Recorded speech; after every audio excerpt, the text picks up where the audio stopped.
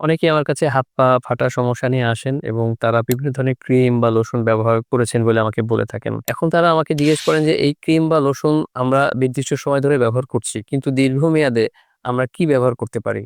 দীর্ঘমেয়াদে ব্যবহার করার জন্য পেট্রোলিয়াম জেলি খুবই ভালো একটি বিকল্প। পেট্রোলিয়াম জেলি ব্যবহার করলে আপনার হাত পা ফাটা থেকে আপনি অনেকটাই ভালো থাকবেন। পেট্রোলিয়াম জেলি আপনি চাইলে দিনের মধ্যে অনেকবারই ব্যবহার করতে পারেন। আপনি যতবার হাত ধোবেন, ততবার আপনি হাত ধোয়া করে হাত মুছে পেট্রোলিয়াম জেলি ব্যবহার করতে পারেন।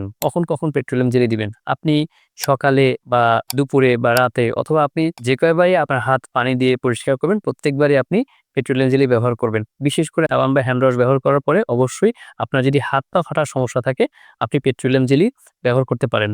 কতদিন আপনি পেট্রোলিয়াম জেলি ব্যবহার করবেন বা কতদিন পেট্রোলিয়াম জেলি ব্যবহার করা আপনার জন্য ভালো? পেট্রোলিয়াম জেলি ব্যবহার করার নির্দিষ্ট কোনো মেয়াদ নেই।